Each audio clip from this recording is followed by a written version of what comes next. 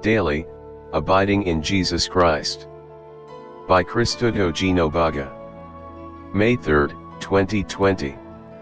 Isaiah 8 verse 16. Bind up the testimony, seal the law among my disciples.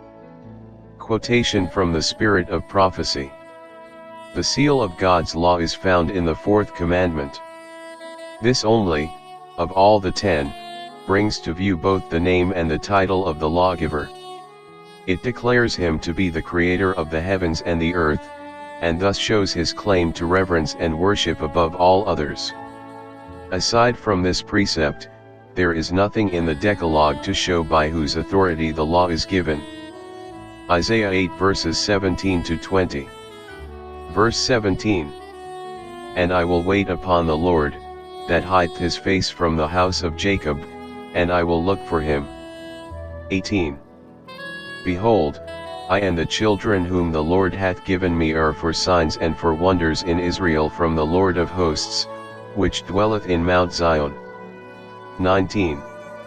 And when they shall say unto you, Seek unto them that have familiar spirits, and unto wizards that peep, and that mutter.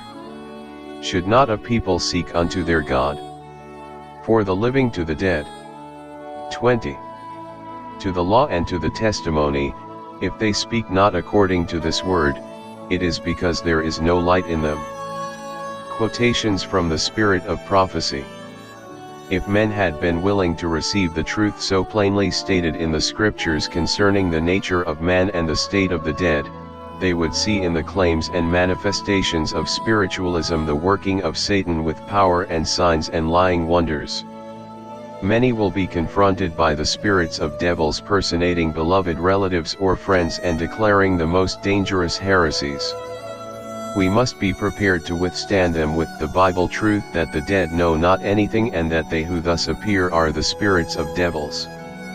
Great Controversy, pages 559, 560. The people of God are directed to the Scriptures as their safeguard against the influence of false teachers and the delusive power of spirits of darkness. Satan employs every possible device to prevent men from obtaining a knowledge of the Bible, for its plain utterances reveal his deceptions. At every revival of God's work, the prince of evil is aroused to more intense activity. He is now putting forth his utmost efforts for a final struggle against Christ and his followers. The last great delusion is soon to open before us. Antichrist is to perform his marvelous works in our sight. So closely will the counterfeit resemble the true that it will be impossible to distinguish between them except by the Holy Scriptures. By their testimony every statement and every miracle must be tested. Those who endeavor to obey all the commandments of God will be opposed and derided. They can stand only in God. In order to endure the trial before them, they must understand the will of God as revealed in His Word. They can honor Him only as they have a right conception of His character, government, and purposes, and act in accordance with them. None but those who have fortified the mind with the truths of the Bible will stand through the last great conflict. To every soul will come the searching test, shall I obey God rather than men? The decisive hour is even now at hand. Are our feet planted on the rock of God's immutable word? Are we prepared to stand firm in defense of the commandments of God and the faith of Jesus? Ellen G. White. Great Controversy, pages 593, 594.